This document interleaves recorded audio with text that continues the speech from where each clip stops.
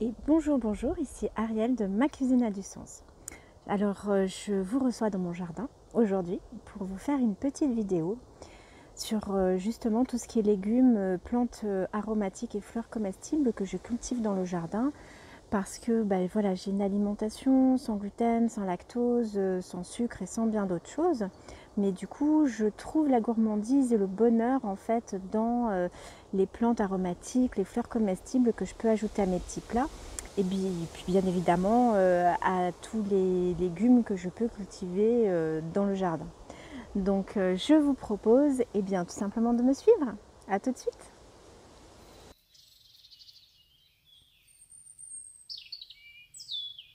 Alors voilà une première entrée de mon potager.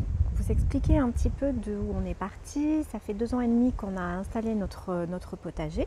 Il a vraiment pris de l'ampleur l'an dernier pendant le confinement. Et on a travaillé en fait autour de plates-bandes et puis de bacs en palette, tout simplement parce que nous sommes sur un terrain de lande. Vous verrez, je vous montrerai. Donc effectivement, vous voyez, on a des pins maritimes. Et du coup, toutes ces pins, en fait, il y en avait sur notre terrain. Il y a maintenant peut-être, ils ont été arrachés il y a peut-être 6-7 ans maintenant. Et du coup, on est parti sur de la lande, donc avec beaucoup de ronces, beaucoup d'ajoncs, beaucoup de genêts.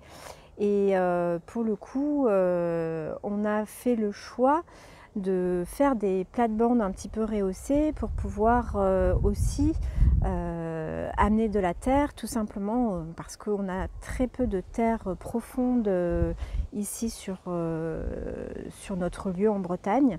Et on a fait ce choix, vous voyez, de faire des plates-bandes un petit peu surélevées pour au moins amener de la terre et pouvoir au fur et à mesure travailler cette terre pour faire des beaux légumes. Voilà. Donc on est sur la première partie du potager qu'on a fait en fait l'an dernier. On l'a terminé au printemps, grosso modo au printemps de l'an dernier. Avec déjà des petites choses très sympas que je pourrais vous parler, comme par exemple ces arroches rouges que vous voyez ici en rouge, qui sont en train de monter à graines. Donc ce qui est vraiment sympa, c'est que ça va se ressemer pour l'année prochaine. Donc c'est plutôt intéressant. Et cette arroche rouge, on l'a aussi en verte. Et surtout, c'est un peu le principe des épinards. Ça fait partie, on peut les manger comme des épinards, les feuilles. Donc petites feuilles en salade, grandes feuilles comme des épinards. Et c'est plutôt sympa. Alors au milieu d'une stevia que j'ai ici, j'ai des choses qui sont en train de repousser. En fait, je vais vous montrer. J'avais semé en fait des épinards au printemps et j'en ai laissé monter quelques-uns à graines et vous voyez, hop, c'est en train de repartir pour l'automne, donc c'est plutôt sympa. Là, on a un super tournesol mammouth, donc c'est plutôt sympa. Et là, vous voyez, sur la roche, on a des petits papillons, donc c'est chouette, on a une super biodiversité dans le jardin. On est en train de la créer et on est super content parce qu'en l'espace de 2 étés, c'est vraiment très très chouette. Là par exemple, on va avoir une plate-bande que j'ai laissée complètement en jachère cette année, que j'ai pas du tout travaillé. Sur l'hiver, il y avait des radis daikon et là, j'ai absolument rien fait. Donc on a de la carotte sauvage et pareil, on a des petites abeilles, plein de pollinisateurs, donc c'est vraiment super. Alors on a une treille, c'est vrai que j'avais vraiment envie d'avoir une treille dans le jardin et puis c'est surtout intéressant pour au fur et à mesure amener des espaces ombragés au jardin. Donc parce que là on est vraiment sur une partie où on est très ensoleillé. Heureusement qu'on a quelque part un peu la forêt voilà, qu'on va voir ici et qui nous permet d'avoir des zones d'ombre dans le jardin en fonction de la journée. En fonction des heures de la journée. Alors c'est une autre entrée du jardin, cette treille, donc la treille de notre potager. qu'on a installé sur cet hiver. Sur l'hiver, on a installé des kiwais. Donc en fait, voilà, on en a deux de chaque côté sur ce côté-là. Et puis là, dans le fond, on a une vigne. Et puis en attendant, j'ai fait pousser des haricots borlotto. On voit ici les haricots borlotto. Je vais vous montrer. On a quelques-uns en grappe ici qui sont superbes. Donc en fait, c'est des haricots secs. Hein. Je vais aller les amener jusqu'à ce qu'ils soient secs. Et ils sont rouges et blancs. Ils sont superbes. Je vous montrerai ça dès qu'il y en aura. Et sinon, voilà, chaque bac est composé de fleurs. Alors moi, j'ai un jardin fleuri parce que j'adore ça. Et du coup, c'est aussi très intéressant par rapport aux pollinisateurs. Donc on voit, il y a plein de petites abeilles qui se baladent là avec le soleil et les rayons de soleil qui pointent. Donc là, on a un dahlia. Ici, on a une reine marguerite, des reines marguerites, elles sont superbes. Pivoine, duchesse apricote, donc en fait des marguerites qui se prennent pour des pivoines. Ici, on va avoir des rudbeckia, avec des petites abeilles qui s'éclatent.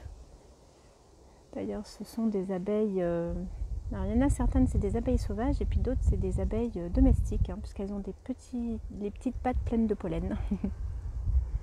Ah, et puis il y a un papillon jaune citron qui est passé. Et là, on va avoir de la grande camomille. Alors, j'ai voulu cette année mettre de la grande camomille tout simplement parce que c'est une plante, une fleur que je fais sécher. On voit déjà, j'ai commencé à ramasser quelques fleurs en fait pour les faire sécher, pour les inclure dans des infusions avec de l'aubépine. Moi, c'est quelque chose qui me fait énormément du bien quand j'ai des migraines hormonales. J'associe la grande camomille avec l'aubépine et c'est vraiment super. Dans cette plate-bande du fond, on a une autre plante que j'aime beaucoup, que j'ai découvert en 2017 lors d'un stage en maraîchage. Et en fait, cette plante, c'est de l'agastache. Alors, je ne suis pas fan, donc vous voyez, c'est des grands épis bleus que vous voyez dans le fond. Je suis en général pas fan d'anis, mais alors là, c'est un anis qui est très très doux et ça m'a vraiment réconciliée avec. J'ai vraiment adoré. Quand j'ai goûté la première fois, j'ai croqué dans une feuille. C'était vraiment très très chouette. J'ai tout de suite aimé. Et ce qui est vraiment super aussi, c'est que c'est une plante qui est hyper mellifère. Et avec cet agastache, donc sur une poêlée de légumes en fraîche, feuilles fraîches comme ça, excellente, qui est d'ailleurs une plante digestive, hein, comme un petit peu toutes les plantes avec ce petit goût anis. Mais vous pouvez en faire un apéritif. Et oui, un pastis végétal. Donc c'est plutôt sympa. Je fais infuser des feuilles séchées dans de l'eau, une infusion un peu intense. Je rajoute un tout petit peu de xylitol qui est le sucre de bouleau et je laisse au frigo bien fraîche et je sers ça bien frais et c'est un délice. C'est vraiment quelque chose que j'aime beaucoup faire goûter lors de mes ateliers ou des pique-niques végétaux que je peux faire pour mes clients. Donc c'est vraiment plutôt sympa. Donc là, on va arriver sur la deuxième partie du potager. C'est une partie que l'on a vraiment fait surtout la première année. Donc il y a 2 ans, cette partie-là était déjà bien installée. Enfin, bien installée depuis 1 an. Et donc voilà, l'idée d'avoir des tournesols un peu partout, comme celui-ci, encore un gros tournesol mammouth, tout simplement pour récolter les graines pour les petits oiseaux. Parce que je suis assez fan de pouvoir les nourrir aussi en hiver. Et donc là, on a différentes plates-bandes, dont une avec de la menthe coque là, en premier lieu. Là, celle-ci qui a été laissée pareil en jachère cette année. Je ne l'ai pas cultivée, mis à part 3 bricoles qu'il y avait dedans. J'ai mis un petit peu de facélie. J'ai du persil qui est monté à graines. J'ai des cosmos au fond que vous voyez qui sont magnifiques dans un rose un peu soutenu. Eux, ces cosmos ont repoussé de l'an dernier. J'ai même pas mis de plantation à cet endroit-là. Et puis ici, vous voyez les branches en tipi qui sont chouettes, mais normalement il y aurait dû y avoir des tomates. Et là, pas de tomates cette année, en Bretagne, en tout cas dans mon jardin, tout simplement parce que elles ont pris le mildiou. Je conduis mes tomates en extérieur, elles ont pris le mildiou et du coup, voilà, pas de tomates pour cette année. Par contre, j'ai une super tagette de citron. Donc ça, c'est très intéressant. Alors, elle est toute petite parce que c'était un petit morceau de branche qui était tombé d'une que j'avais un peu plus, qui est beaucoup plus grosse, mais qui a vraiment grossi. C'est vraiment très intéressant parce que c'est un œillet d'Inde, tout simplement, mais qui se mange. Et donc, les feuilles ont un magnifique goût de citron très intéressante. Très intéressante. Et du coup, là, c'est pareil. C'est une plante que j'utilise pour mes ateliers. Je fais déguster en fait les 4 saveurs à travers les plantes aromatiques du jardin. Donc salé, sucré, amer, acide. Et celle-ci fait partie de ma petite panoplie d'acidité avec ce petit goût citron. Alors là, on va avoir aussi une chrysanthème comestible. Les fleurs et les feuilles se mangent. Donc avec un goût assez puissant. Une fleur par personne suffit largement, mais c'est un délice. Les chisos cette année, eh bien malheureusement, ils ne sont pas bien gros. Je ne sais pas, on verra d'ici la fin de octobre, là, si j'arrive à en récolter quand même quelques feuilles. J'aime beaucoup cette plante aromatique qui est on appelle ça une périlla pourpre. Elle existe aussi en vert. Elle a des feuilles qui sont juste magnifiques, hyper dentelées, enfin sublimes. J'aime beaucoup. J'aime beaucoup le périlla pourpre en fait, parce qu'elle est vraiment très très belle. Et puis elle amène autre chose dans le jardin que le vert qu'on a habituellement. Donc c'est vraiment plutôt sympa. Et moi je la fais sécher et je m'en sers comme faux poivre dans mes poêlées de légumes, enfin dans mes repas. Et puis aussi c'est une plante détox qu'on peut ajouter aussi en infusion. Alors là, juste à côté, vous savez, je vous ai déjà dit que je faisais pas mal de montées à graines des plantes que je cultive. Et dans les montées à graines, et ben là, on en a une, et bien, voilà, celle-ci au milieu d'une mauve sauvage, voilà.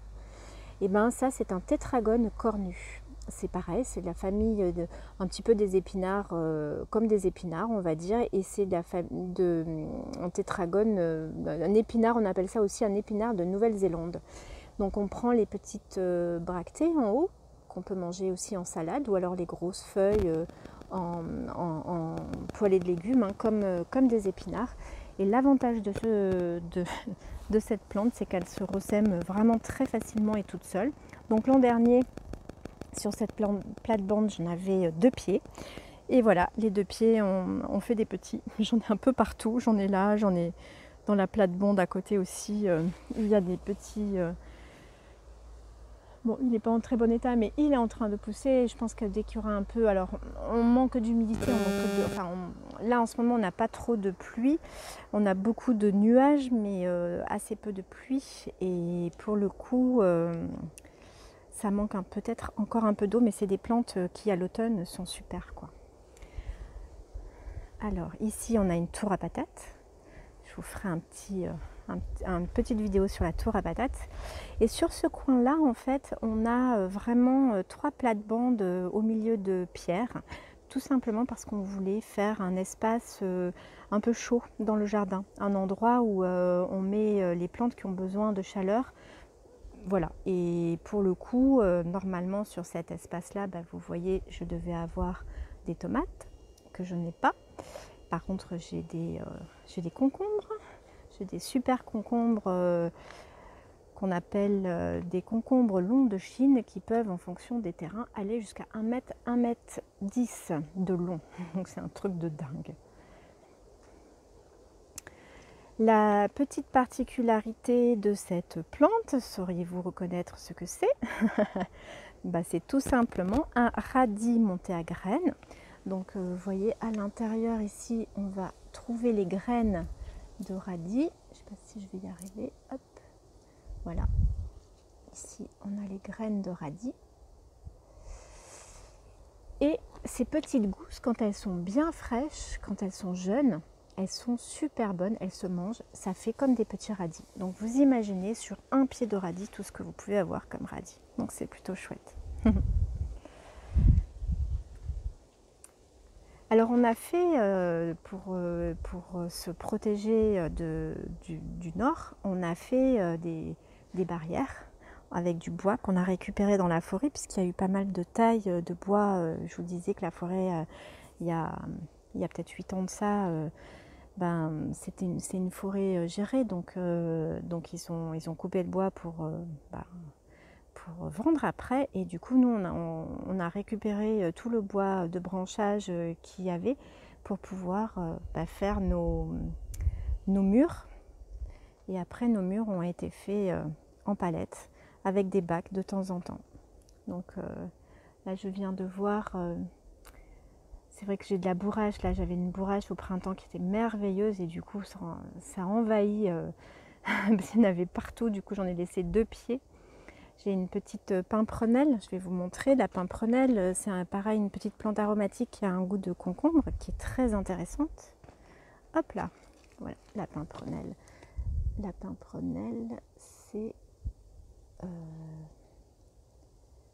voilà, c'est ça. Et puis là, je viens de voir que j'ai des melons. Alors, c'est des mini melons. Hein. Je pense pas qu'ils iront jusqu'au bout. Voilà, je pense pas qu'ils iront jusqu'au bout, mais en filmant, là, je viens de voir que j'avais des melons. Bon, sympa. Ici, on a une tagette nématode. En fait, c'est une tagette qui va, par ses racines, envoyer, on va dire, de la substance dans la terre qui va éviter ces gros vers blancs que vous avez, qui vous mangent tout dans le jardin. Et selon ce que j'ai lu, c'est valable pendant 3 ans à cet endroit-là. Donc j'ai 2 pieds de nématode, de tagette nématode à cet endroit-là. J'en ai un et puis un plus loin. Et du coup, je me dis que cette plate-bande va être protégée contre ces gros vers blancs qui, en général, nous enquiquinent bien.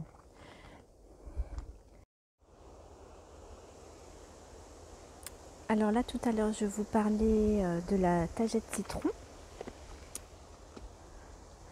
Donc, tagette citron que l'on déguste. Hein. Ces petites feuilles sont juste super jolies, très découpées, avec un petit goût de citron. Plutôt sympa.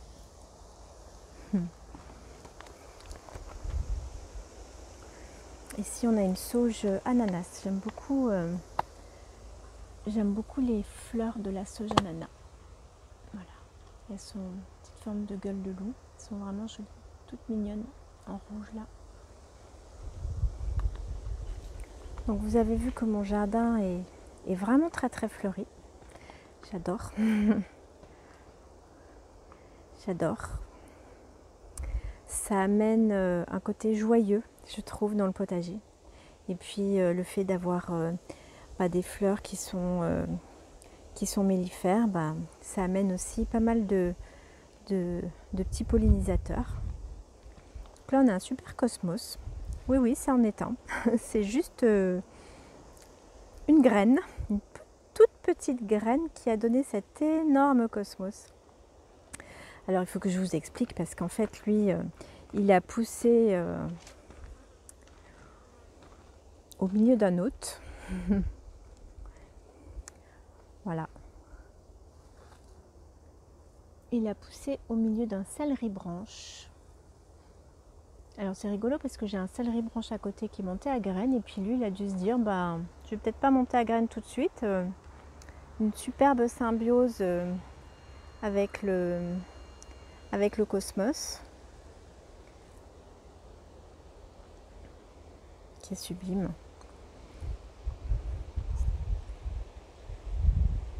Alors ici on a un point d'eau, un point d'eau, la baignoire des petits oiseaux.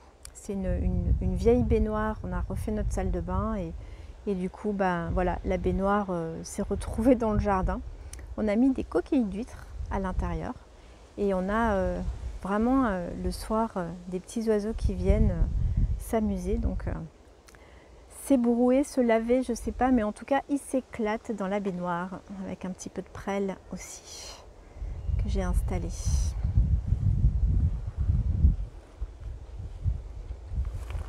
Une belle pimprenelle, voilà. Je vous disais en préambule, on est sur de la lande avec des pins maritimes, avec de l'ajonc ici. Et notre potager, avant qu'on s'en occupe, ressemblait à ça, à des ronces. Alors c'est super intéressant parce qu'on a effectivement des petits fruits. Les murs ils sont, voilà, sympas. Mais pour le coup, on avait ça quand on est arrivé il y a 3 ans. Voilà. Et là aujourd'hui, on a ça. Alors pour arriver à ça, à ce potager, on a fait effectivement sur une première partie, on avait passé le motoculteur parce que c'est vrai qu'il y en avait énormément de ronces. Et on est quand même plutôt adepte de la culture en sol vivant. Donc on n'est pas à retourner notre terre sans arrêt 3 fois dans l'année et encore moins au printemps. Mais là pour l'installer, c'est vrai qu'on n'a pas eu trop le choix d'enlever toutes ces ronces. Donc il y a une partie du potager qui a été faite avec un motoculteur pas trop profond, mais voilà, moi j'y suis allée après à la pioche et à tirer les racines des ronces. J'avoue, j'ai encore quelques petites ronces qui poussent dans les plates-bandes, mais bon voilà, je tire dessus et tout va bien pour l'instant. Voilà. On a ici, cette année, la tétragone cornue est implantée ici. Et puis voilà, on a un début de petits fruits à cet endroit-là avec des framboises. Et puis derrière les fougères, un truc qui est top, moi que j'adore parce que j'ai connu ça beaucoup quand je vivais en Savoie. C'est tout simplement, nous avons un spot de fraises des bois. Et ça, c'est plutôt génial parce que ça nous permet vraiment de manger des tartes aux fraises des bois. Et cette année, j'avoue, on en a mangé 3. Des tartes qui faisaient à peu près pour 8 personnes. Donc on s'est régalé. Autant vous dire que c'était plutôt sympa. On a aussi quelque chose qui pousse assez naturellement dans notre jardin. On a des onagres, de l'onothère. Donc la fleur est comestible. Et ça donne vraiment un rayon de soleil dans les salades. Et puis l'avantage, alors là on pense qu'elles sont pratiquement finies, mais normalement on en a jusqu'au mois de novembre qui fleurissent. Donc ça continue en fait à fleurir ici, là on voit. Donc ça c'est une fleur qui va pas tarder. Et puis il y en a plein de petites encore qui continuent ici à l'intérieur. Donc ça va continuer encore à pousser en hauteur. Voilà, un petit compost, encore des plates-bandes avec des courges. On a une belle, je pense que c'est une Marina di Choga de mémoire, j'ai dû mettre ça là. Et puis derrière des capucines, donc fleurs de capucine qui se mangent. Donc que ce soit les fleurs dans les salades qui fleurissent, les salades, les poêlées de légumes, ou alors les petites feuilles en salade et les grosses feuilles en cuisson. Et enfin, là, ici, des haricots verts. Donc je les ai conduits un peu tard, mes haricots verts, parce qu'ils n'ont pas réussi à lever les haricots du printemps, mais là... ils donnent bien, on en voit. Je pense que ce soir on va pouvoir se régaler avec une petite poêlée de légumes. Donc ici on a une allée comestible. J'aime beaucoup ce principe-là que j'avais découvert lors de mon stage en maraîchage avec des choux de Banton. Ici j'ai une Artemisia cola. Donc c'est assez rigolo parce qu'on peut faire des infusions apéritives au goût de Coca-Cola ou pour ceux qui peuvent du sirop de cola. de l'origan que j'ai coupé et qui est en train de refleurir, et un que j'ai laissé monter à graines parce qu'il y a plein de petits insectes qui viennent butiner encore dans les petites fleurs qu'il y a. Alors je vous ai parlé de la capucine. La capucine, ce qui est très intéressant, c'est que vous voyez, on a sur les feuilles bien des pucerons. Des pucerons, et en fait c'est le principe de la capucine, elle est là pour faire que les pucerons aillent sur elle et pas ailleurs. Donc c'est plutôt intéressant d'avoir des capucines par-ci par-là dans le potager ou à proximité du potager pour que les pucerons s'en donnent un cœur joie ici et pas sur les légumes. Donc là on a une agastache. Cette agastache, il y a 2-3 agastaches là qui sont là depuis 2 ans maintenant. C'est le 3e été qu'elle s'amuse comme des petites folles ici. Elle repousse à chaque printemps, donc c'est plutôt chouette. Et puis ici, dans le pot, j'ai une plante, ce qu'on appelle une verveine douce. C'est une plante, une verveine sucrante. En fait, ces petites feuilles, quand vous les mangez, elles sont sucrées. Donc c'est vraiment très très intéressant. Là, on va passer à la partie technique. Alors avec une première petite serre à semis où je fais mes semis au printemps. Mais là, actuellement, sur l'été, je mets des plantes qui ont besoin d'avoir les pieds au chaud. Donc là, par exemple, j'ai du piment d'Espelette.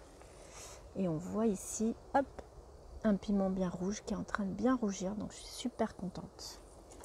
Ça arrive. Et puis à côté, il y a des aubergines. Alors elles sont pleines de fleurs, mais pas certaines qu'elles fassent quelque chose parce que je pense qu'elles ont manqué de lumière. Pas forcément de chaleur, mais de lumière. Voilà. Là, on a un bac où on met notre tonte du jardin. Donc la tonte, on est sur un peu style herbe à vache, avec du plantain, de l'achillée millefeuille, du trèfle, du raigrasse. Il y a un petit peu de pissenlit, il y a pas mal de petites fleurs aussi, comme les pâquerettes et ce genre de choses. Alors cette année, j'ai fait le choix de pailler mes plates-bandes avec du foin. Et j'avoue que je suis super contente. Je pense que je vais réitérer l'opération, vraiment. Et puis à côté, j'ai installé des physalis. Donc physalis, c'est des petits fruits. Et ça s'appelle l'amour en cage parce que regardez comme ils sont mignons, les petits fruits. Hop. Et à l'intérieur, il y a un petit fruit qui sera orange et qui se récolte plutôt fin octobre, début novembre pour manger au début de l'hiver. On a un peu de vent. Là, on est voilà, sur cette partie un peu technique du jardin avec notre cuve de 1000 litres et puis la partie des semis. Là, il reste plus grand chose. Là, je dois encore planter de l'herbe à sucre, donc la verveine sucrante, de l'Artemisia colla, j'ai encore à planter. Une petite verveine citronnée que j'ai repiquée d'une branche que j'ai laissée, que j'avais coupée, et du coup voilà, j'ai réinstallé. On aperçoit un peu là dans le fond une courge spaghetti en pleine formation. Elle va être magnifique avec de la coriandre qu'il faut que je récolte pour faire sécher et mettre dans mes infusions, enfin pas dans mes infusions mais dans mon moulin à épices avec du poivre de Sichuan ou de Timout. Et voilà pour mon jardin qui malgré le fait que je mange sans gluten et sans lactose me permet d'avoir énormément de choses gourmandes au quotidien. Voilà, à très bientôt.